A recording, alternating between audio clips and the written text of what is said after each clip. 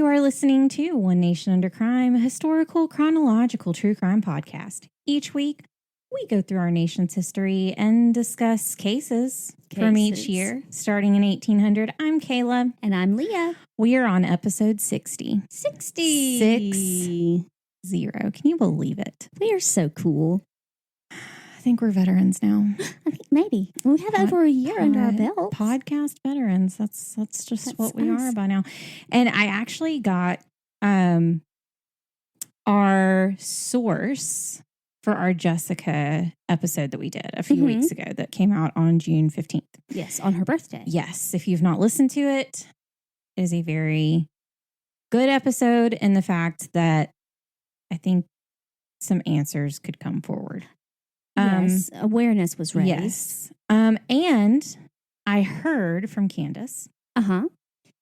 And she actually said, since our episode came out, their Facebook page, Justice for Jessica, has actually gotten a pretty good influx of new followers. That's great. And I didn't know there was a page until they posted, like they re-shared the episode from our page. So I went and followed it. But I didn't know there was a page. Right. And I re-shared their post onto our page. And I don't know how, but she said that they've gotten some renewed interest and like some people have followed it. And so I was like, that's really exciting. Like, I really hope some answers can come forward. I was... some closure can be found. I was talking to someone a couple of weeks ago who was an attorney and was just kind of like talking through the case and just kind of saying my opinions and kind of like what I was thinking and in like an uncensored sense. And this person was like, one, you think like a lawyer. And because you're cynical. I kept saying, based on the information that I have received and the facts that I have gathered, everything is alleged. Allegedly. And so let the record show. Let it show that so it was really nice to hear that our episode kind of generated some more, at least following in that direction. So more people can do that. We got a lot of listeners from that area listen to the episode. So that was really nice as well. She left us a super nice 5-star podcast review saying like she loved our episodes and she really appreciated that we did that. And then she said like what her favorite episode was so far. And so it was really nice. And it was, that was a difficult one to cover just because it was so recent and we're not used to that. No. But I think that it was really good because the person that I spoke to who used to be an attorney said, like, well, what are you wanting out of this? Like, what are you wanting? And I said, and this person said, are you wanting answers? And I said, I would like them. Yeah. But that's not what I'm expecting. Yeah. And I said, these are the underlying themes of this case. And this is what I'm hoping comes from this. I hope someone gets help. I hope someone sees the similarities in their own situation and realizes I'm not alone. I'm not like there are resources. Like there are things out there. And doesn't let their story end the same way. Exactly. And absolutely. And so anyways, if you haven't listened to that episode, it was really good. It didn't come out with an episode number. It came out as like a bonus episode. But bonus. It was good in that sense of just being able to push more information out. And Candace has actually spoken to some more people trying to get more traction like on the case and everything. And she's actually told people like, hey, they did an episode about it. And I told her, I was like, well, that's great because too, like if nothing else, that's a really good source of information that people may not necessarily read all of the information, but they can listen to it. Right. And that's like, at least that puts it all in one place. And I found the sources. I found stuff from the DOJ. Like all of that is sourced so they can go see the sources. And like, I was like, at least that you did the lead work. I was like, at least or lead work. I mean, whatever. I was like, that puts everything in one place so where it's easy. Yeah. And like, it shouldn't be a good thing that something is easy, but it's helpful. Yes. And I sent her, I was like, here's all of my notes. Like, here's the notes that I put together. You're more than welcome to use them in whatever sense. I said, this is kind of the way that I set it up. I kind of formed a timeline. And she was great because she said, you know, based on what you saw and what I told you, like, is there anything that I left out that you found out that was important? And I had a couple of things. I was like, this was very interesting to me in conjunction with this. And so it was just really helpful. And so either way, I hope they get answers eventually. I hope more comes to light. I hope that will continue. We've still had people over the past few weeks like downloading that episode and listening. So hopefully that'll get some more traction. If you haven't followed their Facebook page, go find it. Our page follows it, so you can find it easily from there. But it's just Justice for Jessica. Her picture's on there. So yeah, it's one of those things that I was like, I was very like, I want to do this, but I don't know. But I really want to do this, but like we've never done this, and I don't know what to do. Yeah. Even when you got here that day, I was like, I'm in a dark place. It's been a rough morning. But it's been hopefully something good will come out of it. I think so. I think, and that's the whole reason we did it. Exactly. That's the whole reason we did it. Which is very good. And that was our whole point, like in part of this podcast. So like creating a podcast that people want to listen to is great. But like, we're also really there for social issues and for things that like people deal with all the time. Yeah. I mean, even from the past, there are themes that are recurring that we have covered that are still happening today. And we've given the resources on them. And here's where you go to get information for this. And like when we talked about our episode that involved like sex trafficking, we talked about like, here's the signs to look for this. Here's this. If you know anybody who has had, you know, thoughts of ending their life, here's the resources for that. Yeah. Here's the resource. So I think like we already do that. So it was just kind of like, okay, it just wasn't a past. It was it's all present. It's all right now. But which is good because it's almost, you know, as if we can be impactful in that way. Like I'm all for that. Alyssa Turney, a lot of people probably know that name, but she is the sister of a girl who went missing. And come to find out after years of her pushing, she actually used to be a really big advocate for her father. And now has come to find, like, in the beginning, she was a really big advocate of, like, he had nothing to do with it. As she got older, her viewpoint changed. Oh, no, that doesn't sound good. It is one of those stories that is so sad.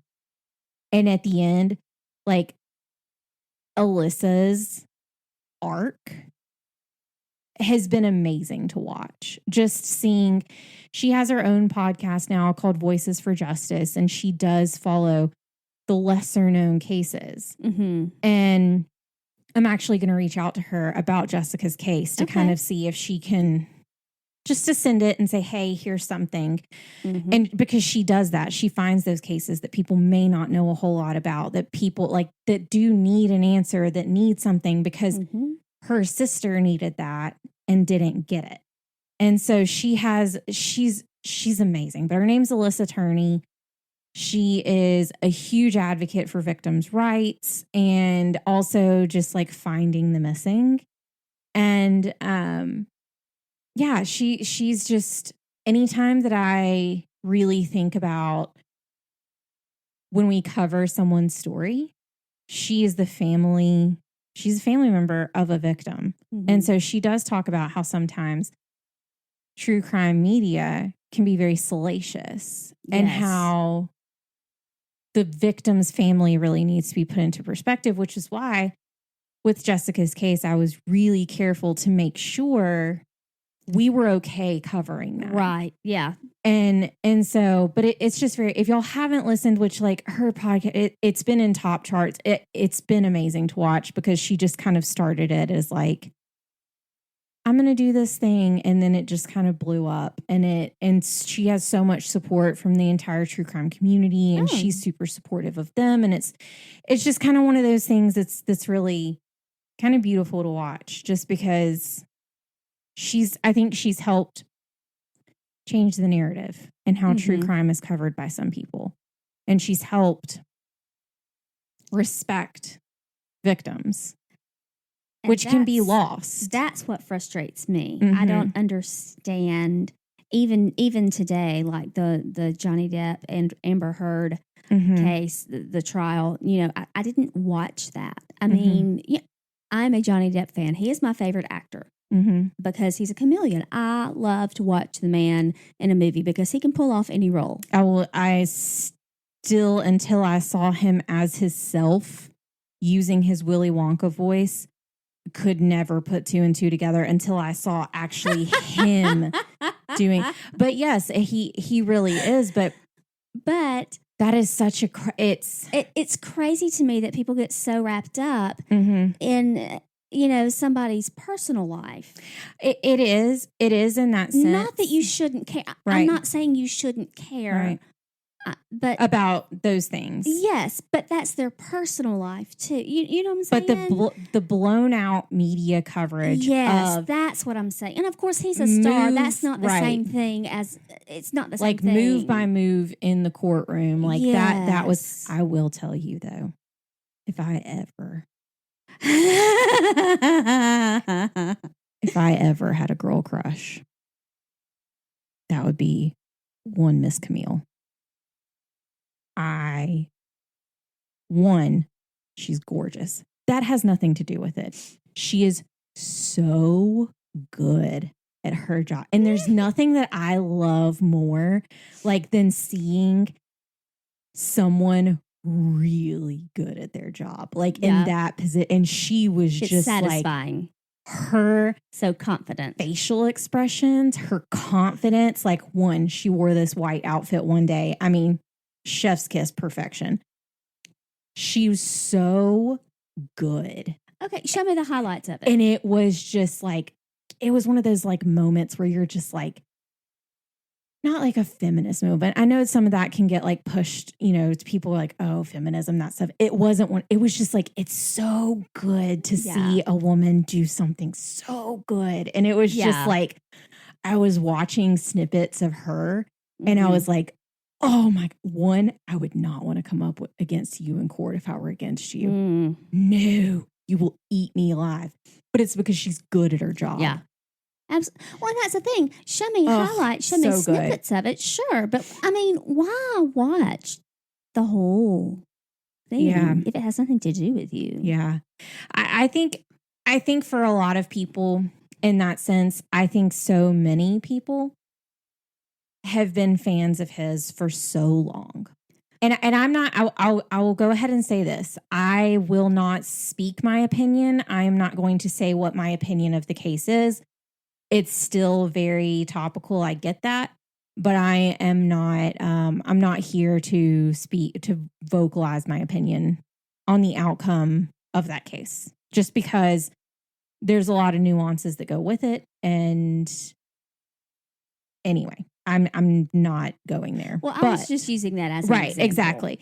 But I think so many people did because when allegations came out, it was so shocking. Oh, sure. And so I think that's why he should have been Grindelwald in the next movie. I mean, the next movie, latest movie, it was still good, but I mean, he was Grindelwald, you know? So it's very, just like he will always be Jack Sparrow. I mean. So, but it's things like that. And like, again, I'm not here to say one thing or another. After speaking to a previous attorney a few weeks ago, I asked a lot of questions being a true crime podcaster that I got answers that I was not expecting to get that were actually very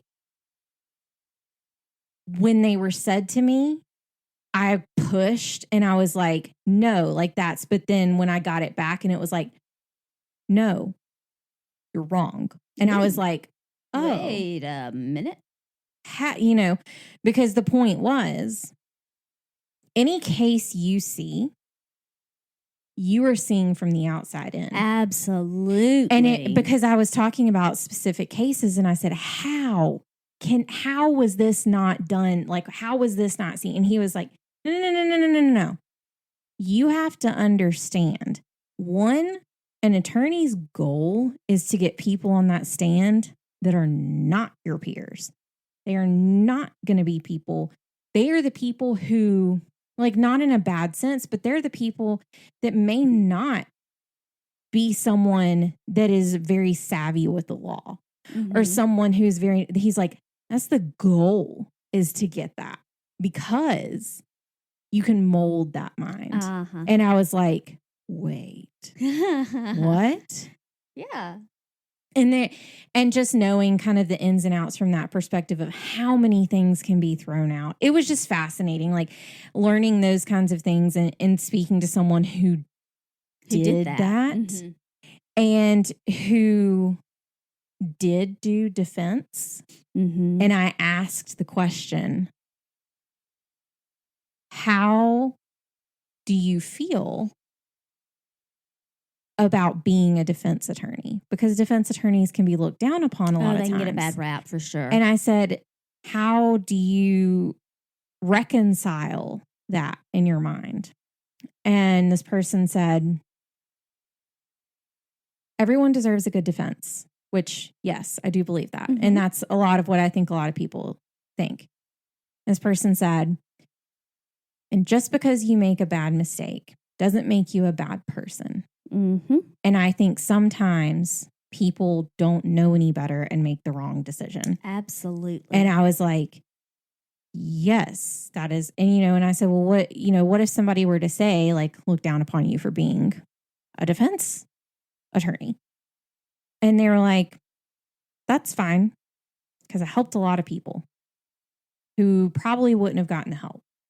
And there was just so much that opened my eyes more to the justice system that I had already internally thought in some ways. And then when I heard additional things, it was, oh, a lot of this is not about the law at all. Okay. So some of this is who you know. Got it. It was just one of those things that was very eye-opening. And as somebody who researches cases and like I read court transcripts and I look at these things, it was just very interesting to see like this attorney say, oh no, there were judges you don't want. Oh yeah, of course there are, for specific reasons. Absolutely there are. So it was very interesting to pick an attorney's brain apart who had been doing it for years. And so it was a lot of fun. But yeah, that was funny when I got you think like an attorney, and I was like, I've been told that once or twice. So we'll hop into our case, our first rabbit trail this week. Hey, it was a good rabbit trail, and it is topical. It's about true crime, so just very interesting in that sense. We do have some sources for this week. We have Tap into Hawthorne. Very interesting. And a book called The Goffle Road Murders of Passaic County. Well, there you go. The 1850 Van Winkle Killings by Don Everett Smith Jr. Well, that just rolls off the tongue. It does. It's very concise. That's what I like about it. Yes.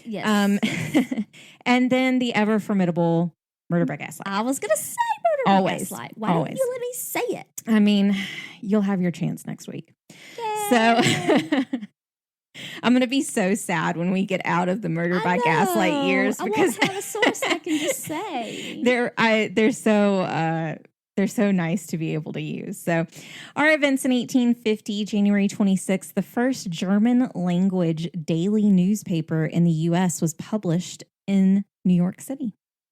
January 29th, Henry Clay introduced the Compromise of 1850 to Congress. This was a package of 5 separate bills that were designed to settle borders, enact the Fugitive Slave Act, and end slave trade in D.C.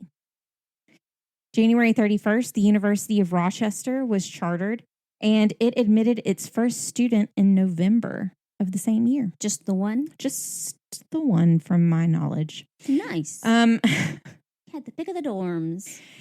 I mean, I don't know. If you're at Harvard, that might be a basement. So I don't know. February 5th, the adding machine employing depressible keys was patented. Interesting. February 28th, the University of Utah opened in Salt Lake City. March 11th, we love women. Women's Medical College of Pennsylvania opened, and it is the second female medical school in the United States. That is fabulous. Fabulous, darling, fabulous. March 7th, U.S. Senator Daniel Webster, yes, that one, we've talked about him quite a bit, gave his 7th of March speech where he endorsed the Compromise of 1850 to try and prevent the Civil War. Didn't work. No. March 16th, the historical novel The Scarlet Letter by Nathaniel Hawthorne was published. It was published in Boston, and it sold 2,500 copies in just 10 days, which was pretty crazy at that time. Yes, and here's a hint, kids. Watching the movie, not the same as reading the book. Read the book, do the report from the book, not the movie. Okay, continue. I mean, you could just watch Easy A. That was a really good movie. Such a good movie. Olive. Oh my gosh. I love that movie. The name Olive. It's such a good movie. March 19th, American Express was founded by Henry Wells and William Fargo. Nice. I know, because Henry Wells and William Fargo didn't have enough going for them at the time. No. April 4th, Los Angeles was incorporated as a city in California. And April 15th, San Francisco was incorporated.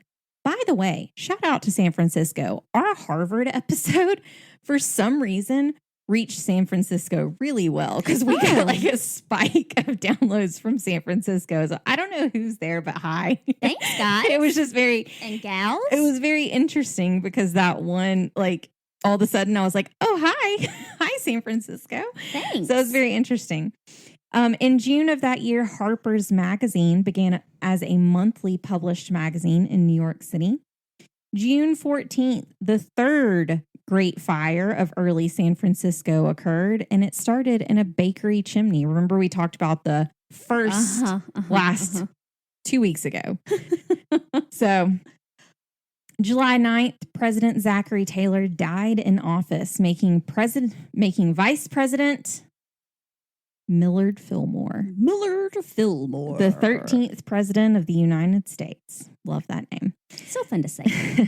Everybody, take a moment. Love it. Let's say it together. Millard Fillmore. Okay. I don't know why it's such a good name. I think it's the L's. I don't know. Yeah, it is. It's fulfilling. July 14th. This person has a special place in Leah's heart, and she doesn't even know it yet. I don't. His name is John Gorey.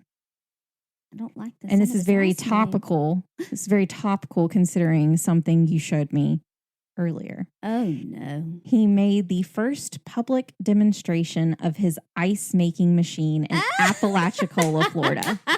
For those of you who do not know, Leah is so bougie that she does have a countertop ice maker to make the exact ice that she is wanting. Yes. It is the Opal pellet ice maker. Not an ad.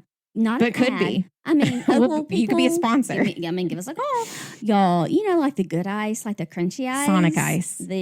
Sonic and Zaxby's ice. The good ice. So good. The crunchy ice, I love Leah it. has a countertop ice maker. Yes, so I do. If you're wondering the level of extra that she reaches, there you go. I mean, I'm extra. I'm a princess, and I know it, and I am not ashamed of it.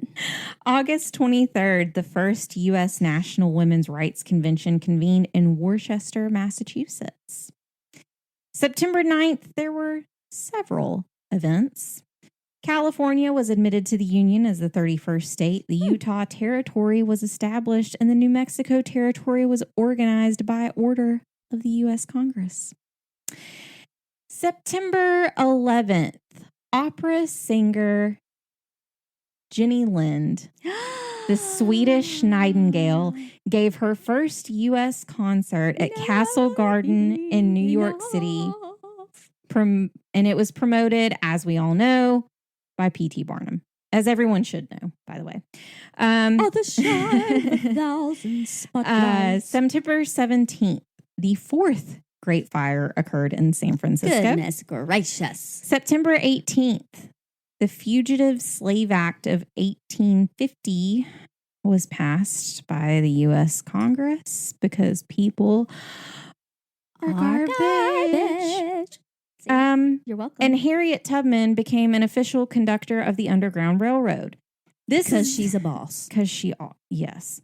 This act required that any captured or escaped slave, captured escaped slave, had to be returned, and that officials and citizens of free states had to cooperate with this law. Abolitionists nicknamed this the Bloodhound Bill. Well, because literally that's what it is. I mean, yeah. So, anyway. That's disappointing. September 28th, the U.S. Navy abolished flogging as a punishment. I'm so glad. You know. Nice of them. Anyways, I'm moving on. Keep on going. Our undated events in 1850, the American system of watch manufacturing started in Roxbury, Massachusetts, with the Waltham Watch Company. Say that 5 times fast. I know, right? Mayor Lehman arrived from Germany to join his siblings in Lehman Brothers merchant business in Montgomery, Alabama. Montgomery. The company filed for bankruptcy in 2008, but they were the fourth largest investment bank in the United States for quite a while. Cool. Lehman Brothers is quite a well-known name. Like, a lot of people knew who Lehman Brothers were. They were, because 2008, they were right around I think around the Enron issue and that whole crash. I think they were the ones. I don't think they were involved. They went down with that shit, though. Yeah. I think we know somebody that had to declare bankruptcy around that time. Yeah. Alan Pinkerton formed the Northwestern Police Agency, later the Pinkerton National Detective Agency in Chicago. Can I tell you, they are in so many books that I have read. Mm-hmm. Like they mystery are novels and stuff. And I love it. I love it. Astronomer Maria Mitchell became the first female member of the American Association for the Advancement of Science. You go, Maria. The temperance organization, International Organization of Good Templars, was established in Utica, New York as the Order of the Knights of Jericho. There you go. And on to our case this week. January 9th of 1850 is where our case begins. Kind of. This sounds ominous. Yes. On the night of January 9th, 1850, in Hawthorne, New Jersey, a pair of boots, a shirt, hatchet, and knife were stolen from the Van Blaircombe house on Goffle Road. And just a few hours later, between 2 and 3 a.m., their neighbors, Judge John Van Winkle and Jane, were brutally murdered. Ooh. Mm-hmm. We just have a few things on Hawthorne. Not a whole lot, honestly. It's located on the eastern side of New Jersey in Passaic County. It is not spelled the way it is said. It was originally part of the Manchester Township, which was subdivided into 7 boroughs. The borough of Hawthorne was incorporated by an act of the New Jersey legislature on March 24th of 1898, and it is said to be named after the famous novelist Nathaniel Hawthorne, who is known for writing The Scarlet Letter and The House of the Seven Gables. There you go. That we just discussed. We also discussed The House of the Seven Gables in our Boston episode. Yes. Our first one. Not the last 7, but the first one that we did. I was going to say, which one was that? I mean, golly. There are a few notable people who have, we covered it in our Salem episode. Yep. There are a few notable people who have called Hawthorne home, and that includes actress and Broadway performer Beth Fowler. Does this name sound familiar to you? Did she go to Montevallo? No. No. No. No. She has been in Sister Act 1 and 2. Oh, who was she in it? I don't remember. Well, what good are you? She was in Orange is the New Black, the Netflix show. She was on Broadway in Sweeney Todd. Oh, such a fun one. And Beauty and the Beast. Beauty and the Beast. She was in Mulan. She is best known for her voice in the song Honor to Us All. That is her. He's being honored to us all. Next we have Deborah Ann Harry. She is the lead vocalist of Blondie. The tide is high, but I'm... Can you imagine? So this is... You know what I thought of? This is Call what... me. Yeah. So can you imagine for a moment? Just stick with me here. There have got to be, if you will, some bands that they hate to perform one song that became popular. And for Blondie, I imagine it is that song. The tide is high, but I'm... That has got to be like, it is such an earworm that like they had to be like, oh, God, I gotta sing this song again. And then someone's like Aunt Janet is like drunk in the fourth row, like singing it at the top of her lungs. Anyway, like yelling it out, requesting it. Yes. We gotta sing it. I know. And then the last one is actor Ivan Sergey. He's actually been in a lot of things as like a minor-ish character, but he was Henry Mitchell in the original Charmed series. So he married Piper, I believe. So that's all we have about Hawthorne because there wasn't a whole lot. So our case this week mainly takes place in Hawthorne, but more specifically at 868 Goffle Road. That makes me think of Mother Gothel. It does, yeah. From Tangled. It does. Spelled differently, but yes. Yes, it just sounds similar. At this time, the area was still a part of Manchester Township, and the house was very impressive. In fact, Google it right now. 868 Goffle Road. It still exists today. And the original section of the house was built by John Van Winkle's grandfather. Did you find it? Isn't it pretty? Ooh, snazzy. It was built, I can tell you, before 1780. Wow. So if you're looking at it, the main section. Well, it's a deer crossing. It's beautiful. There's a deer crossing sign right in front of it. So the main section of the house is the first section. And the people in our story today built that second section that's off to the left of the house if you're looking at it. So if you see that section, you can see, just no spoilers, you can see where the attic is. Keep that in mind. Okay. Very, very pretty house and very well kept for as old as that house is. I mean, it looks like it's very well built. Yeah. It's very sturdy. So, like I said, the original section of the house was built by John Van Winkle's grandfather. It's across the road from a little lake. It's cute. It's very quaint. It's very precious. I took a look around that area. So, yeah. I mean, I'm trying to give the people a little idea. It's this like, it's a cute little. It's across the road from a little lake, and it was taken like in the fall, so the trees are kind of brown. Yeah, it's really cute. It's a nice little, nice cute little little neighborhood, house. Little walking path across the road around the little lake. It's a nice little area. Nice. It is even said to have possibly housed Marquis de Lafayette. What? In August, everybody's favorite fighting Frenchman. In August of 1780, when the soldiers were camping by Goffle Brook in the Revolutionary War. I like it even more. Judge John Van Winkle was born in 1784, and his later wife, Jane Kipp, was born in 1788. Both were born into prominent Dutch families in the area, and that is exactly what that house reminds me of, is a Dutch house. Yes. It's just very cute. The way the roof kind of flips out. It's very cute. It's like their little shoes. Mm-hmm. It's precious. The couple married in 1805, and in 1811, the home was expanded with an addition to the left of the main house for their growing family, which still exists today. And that's the main. You can definitely tell it was an add-on. Yeah, but it flows well with the house. It looks very nice. But it was added on later. In total, the family owned 240 acres of land in that area. Yeah, just a little bit of probably land. Included that lake.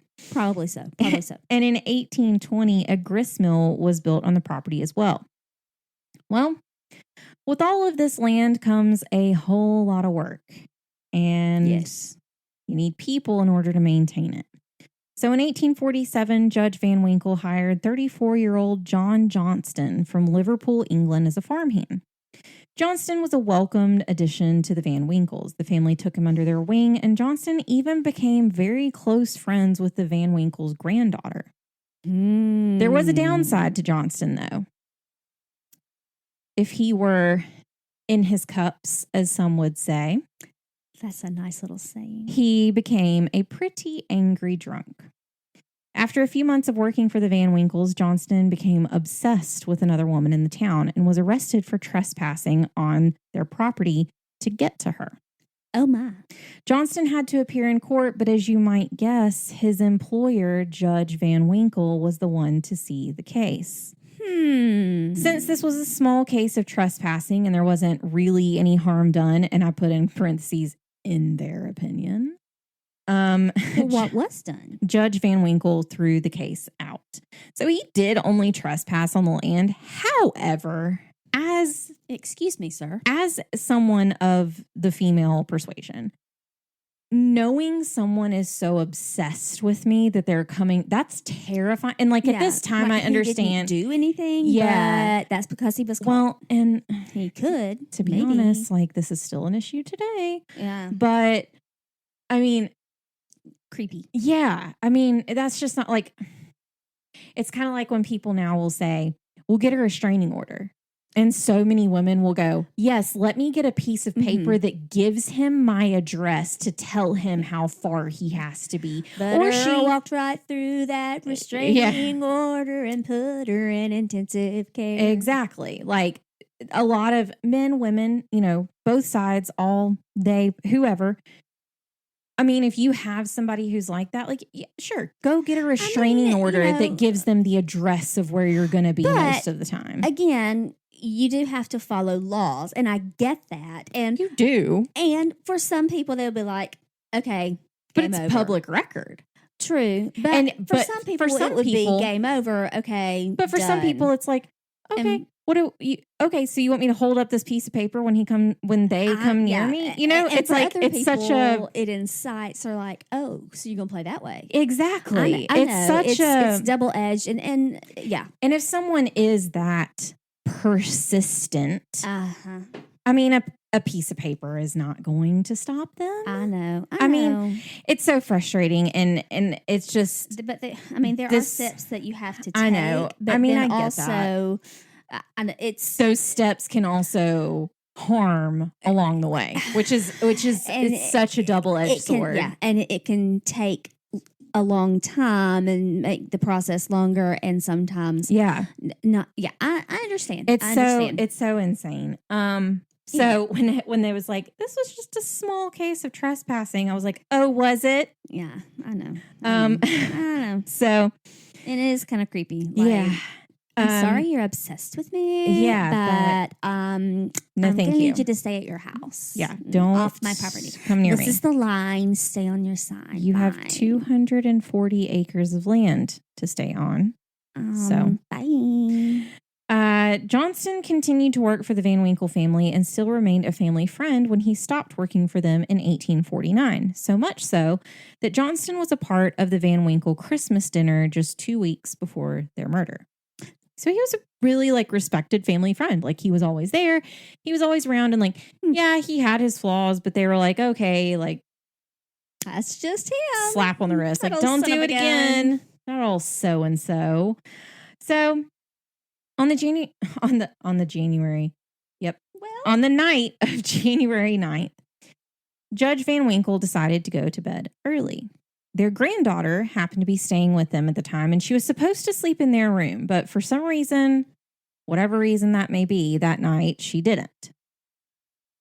Jane later joined her husband in bed, and the house was quiet.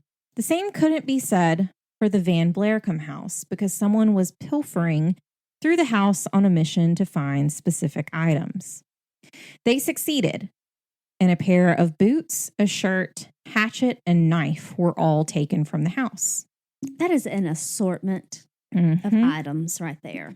Over at the Van Winkles, a ladder was taken from their gristmill and used to gain access into the attic of the Van Winkle homes. Now you know why I told you, like, you can see where the attic is. Yeah. Gotcha. Okay. Yes. First, Jane Van Winkle was attacked with a hatchet, and her scream awoke the still sleeping Judge Van Winkle. He was then attacked as well, but he fought back against the attacker, and he was able to hit them several times on the face and the head. But what Judge Van Winkle didn't know is that his attacker still had a knife. Ooh. The attacker grabbed Judge Van Winkle by the throat and stabbed him repeatedly. This gets rough. If you want to skip forward like 5 seconds, go for it. I cringed at this. So he stabbed at him repeatedly, puncturing him under his arm and in his stomach in such a way, I'm sorry, that his intestines were exposed. Ew. I'm sorry. That's one of the gross, like, that's one of my things that I'm like, no. That reminds me of reading Braveheart. Yeah. The attacker rummaged through the dresser drawers, but took nothing with them. Judge Van Winkle cried out, "Murder, murder," as the attacker ran out of the room, back up into the attic and down the ladder out of the house, but left plenty of evidence behind, which included not only the ladder still leaning against the house, but also a bloody knife and footprints in the snow leading away from the house. David Baker, who it says he was a 16-year-old servant boy. Okay. I don't know what that means. We've discussed this before. This was in a state that, like, slavery in some parts still wasn't there, but I don't know what the situation was. I put servant in quotes. Let's just put it that way. So we don't know if he was paid or if he... Yeah, or if it was a situation where maybe he began getting paid. I don't know what that situation may be, but... He worked in the house. I put it didn't even say he worked in their house. It just said he was a servant boy. He was 16. Boy's questionable. Young man. He was the first to get to the Van Winkles, and he ran next door to wake the neighbors up for help. Jane Van Winkle was clinging on to life, but Judge Van Winkle was surprisingly awake and seemingly alert despite the ordeal that he had just been through. I mean, his guts were spilling out. Yeah. He was described as, quote, perfectly calm and sensible, and described the murderer as a short, thick-set man wearing a shirt over his clothes. You'll remember a shirt was stolen from the house next door. Immediately, search parties were gathered, and after following the footprints in the snow, they all went in different directions. One stayed behind to follow the footprints to see where they went. One group headed toward Godwinville, which it's noted in a bunch of places. Like today, this is Glen Rock. Like this is not. So anybody in the area, this is Glen Rock. Okay. It was one of those things of like, this is what it used to be. This is what it is now. Like a lot of those changed. You can't find it on a map now. Exactly. And the others went to Ramapo and Patterson stations. The group following the tracks in the snow found themselves just going in circles. The prints followed a stream, went around the house, and then also led them into a swamp. The group headed to Godwinville and found a man waiting at a train station. He had a shirt over his clothes and he was carrying a sack. He told the group that he was just headed to Hackensack and he was waiting on the train. But when the men looked closer, they noticed the blood on his shirt and hands. The man brushed it off and said that he just had a nosebleed. Nothing serious. It happens.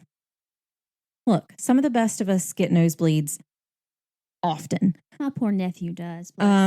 as someone who gets them often and has a nose ring, it's no fun. It's not bad. I get them in my sleep a lot, which is what's weird. And so, anyways, that's as someone who gets them, some. it's because the air is too dry. Yeah. I get them a lot.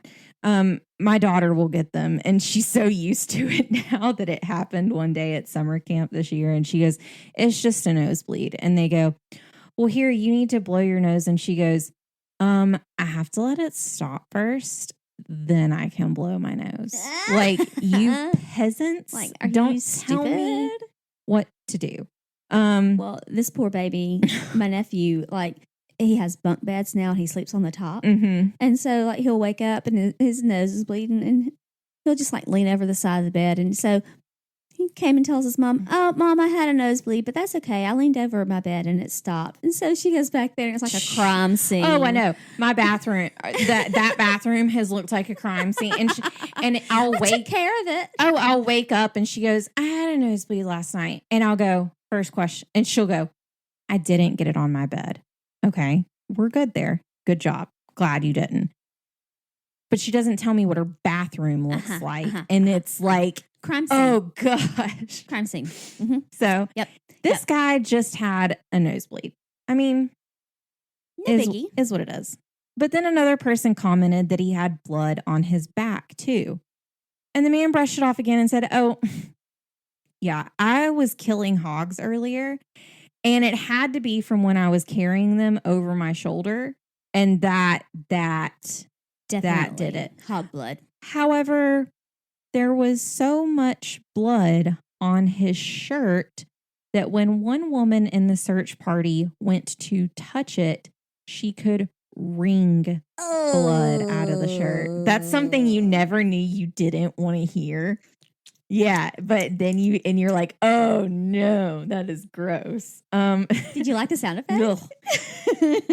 During this exchange, the group that had been following the footprints in the snow showed up, and they followed the footprints right to the spot where the man was found at the train tracks. They knew they found their murderer. He thought he was so clever. The man was taken back to the Van Winkles, and he was presented to the still alive Judge Van Winkle. Who, tough old bird. Who you're going to get real sad in a second. I'm just going to go ahead and forewarn you. Oh, no. But he identified the man as his attacker. The Patterson Intelligencer wrote, quote, "Mr. Van Winkle, who was dying, looked on the man." Sorry again. While holding his bowels from falling through a ghastly wound in the abdomen, and had still strength enough left to say, "Yes, it was he." The man he identified was John Johnston, his former farmhand and family friend. Judge Van Winkle did die as a result of his wounds, but he remained alive until 6 p.m. the next day. Mercy. After being attacked between 2 and 3 a.m. Over 12 hours. And his wife did die pretty soon after everyone arrived.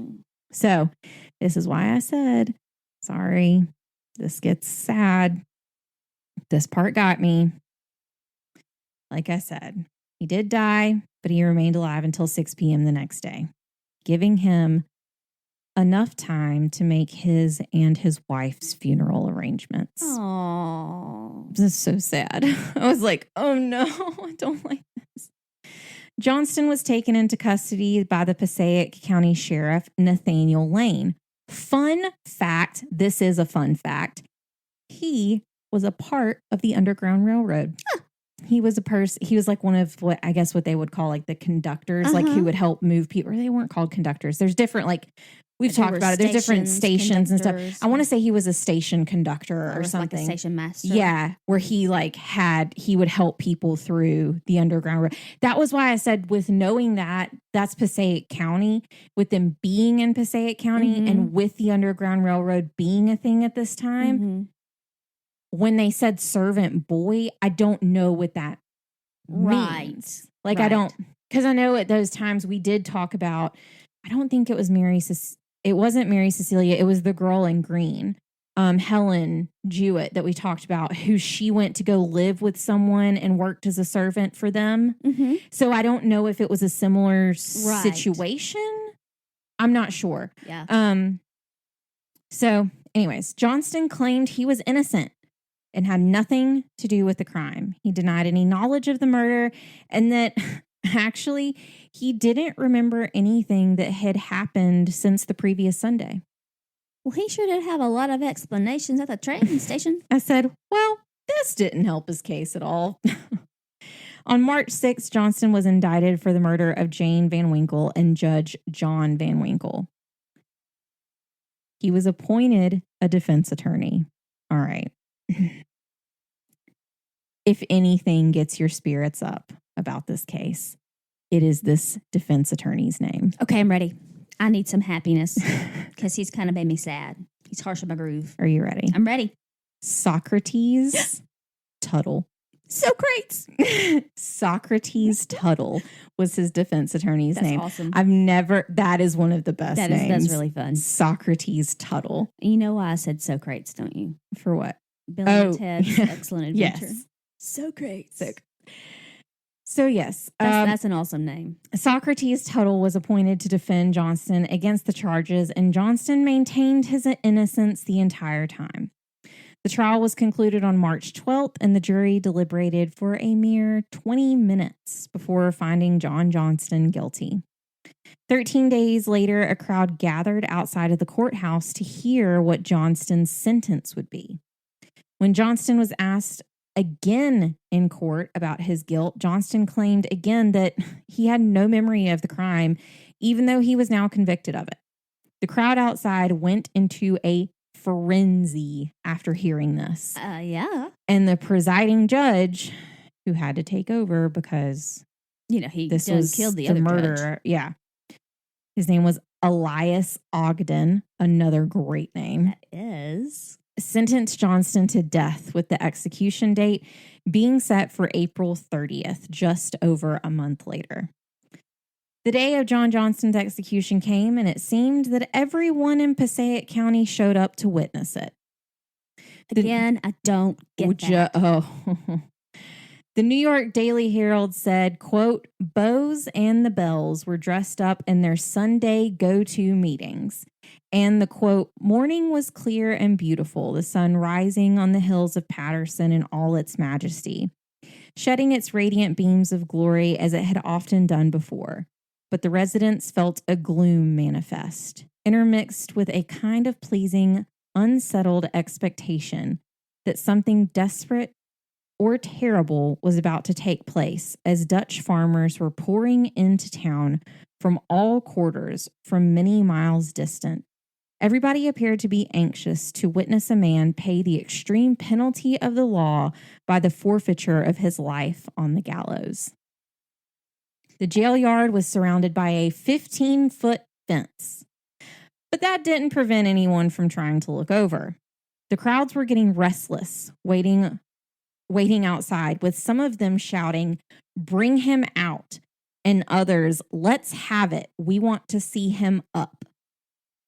And around 11 a.m., a nearby shed collapsed because over 150 people were standing on top of this shed to see over the fence. Don't worry, no one was seriously injured. Was one thing they made sure to note. Just a few bumped shins, nothing serious. It's like, okay. I'm so glad. The night before his execution, the New York Tribune spoke with Johnston and noted, quote, "Our reporter visited the prisoner in his cell. The unfortunate and miserable creature was, at this time, dressed for execution. He appeared to be calm and collected, and walked backwards and forwards, holding in one hand a pocket handkerchief. He is a man of small stature, about 5 feet 5 inches, stout made, with a rather mild, smiling cast of countenance, dark hair and eyes, English expression, an Englishman by birth, age 35 years old. He said his parents were dead and that he had a brother in England, but he did not wish him to know his fate. He said he was satisfied and pleased to leave this world as he made his peace with his God. Johnston was brought out to the gallows in a white muslin dress and pantaloons with his sleeves and neck tied with black ribbon. The son of the Van Winkles, Cornelius, stood right in front of the gallows, eager to hear a confession before Johnston was hanged. Just after 1 p.m., John Johnston said his last words. Quote, "I have only to express a few words, gentlemen. April 30th, 1850 will be long remembered. It is not my duty to say much. I have been judged guilty of the crime. I forgive the world. I have no fault to God. I know I must die, and I die in faith and in hope to be forgiven of all the sins that I have been guilty. I am innocent of this, and I have nothing to say that is to my situation. I have made my peace with God. I am innocent. I have no interest in saying so. I know that I am going to die. Therefore, I have no interest. All have behaved well and clever to me since I came here to this place. I am freely willing to part from this world. It is a pleasure to me in my situation. I cannot say anything more in my situation that I know of, and I hope, by the blessing of the Almighty, that my peace is made with him. I do not wish my friends to know about it, but they will not believe it, without they hear it from someone who knows the circumstance. After my trial, I saw there was no hope. I am ready to die and meet my God." The weight was dropped, and John Johnston was declared dead at 1:20 p.m. He was the first person to be convicted of murder and the first to be executed in Passaic County. Whoa. That is why so many people showed up, because they were like, we've never seen this. Like, this is nothing we know of. Yeah. This has never happened before, which is insane. The house still sits at 686 Goffle Road and looks seemingly no different from how it did in 1850. The part of the house that the Van Winkles lived in was sealed off, and on August 15th of 1882, the New York Times reported that it was, quote, locked and barred for over 32 years. Wow. And, quote, vines had grown so thickly around the doors and windows. The article ended saying there was, quote, no one seeming disposed to lease the valuable and pretty property on account of the stories prevalent about it being the abode of unearthly visitants. Oh, my. And that is the Goffle Road murders. That's so sad. The part that really got me was when they said he planned his and his wife's funeral. And I was like, oh. No. Yeah. Yeah. Like, son, I need you to make sure this happens. Make sure this happens. It killed me. And there was some other things about his son Cornelius that I saw in some sources that he made point to say he wanted to stand right in front of the gallows so he could see every twitch and movement. I was like, oh. I mean, I don't blame you, but that's dark. I mean, wow. So yeah, that's the Goffle Road murders. There is a book about it, and actually the person who wrote the Murder by Gaslight article is the author of the book. Oh. So he had some really good insight. We actually talked about it. He mentioned one of our previous cases, because remember we discussed it. Amasa Sprague.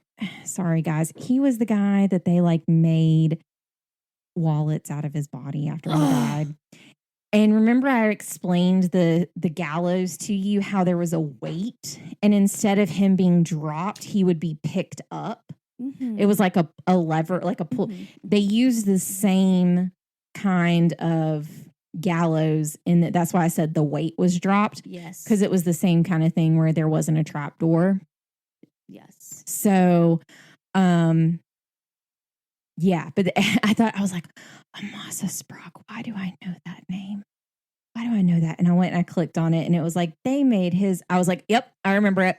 Yep. Yeah. See, I try to forget the names. People ask me, like, when I talk about podcasts, I'm like, some things are just messed up.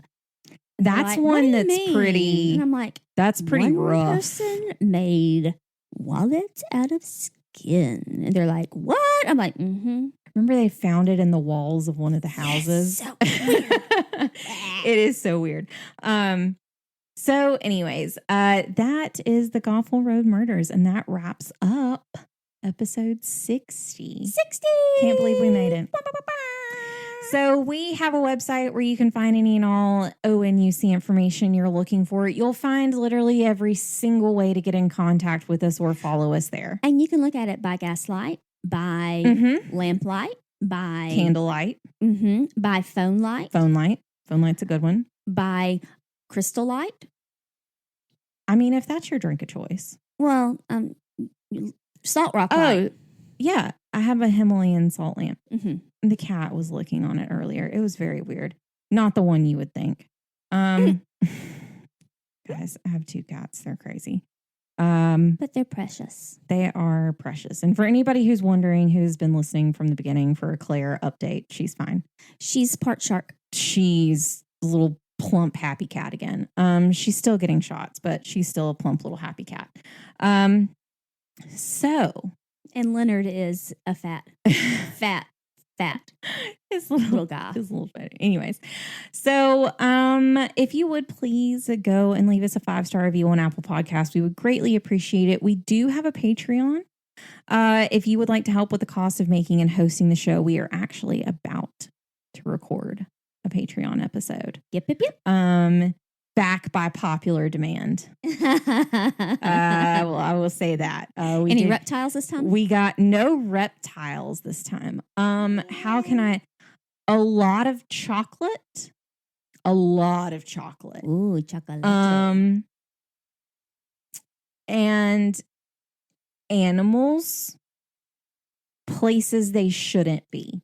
Well, that's where we had reptiles. Not in the same spot. Okay. So if you would like to go do that, please go to our Patreon page. We thank you guys for listening to this week's episode of One Nation Under Crime. We will see you here, same time, different crime, next week. And remember, there isn't always liberty and justice for all, unless you're a defense attorney whose name is Socrates Tuttle. We will see you then. Goodbye. Bye.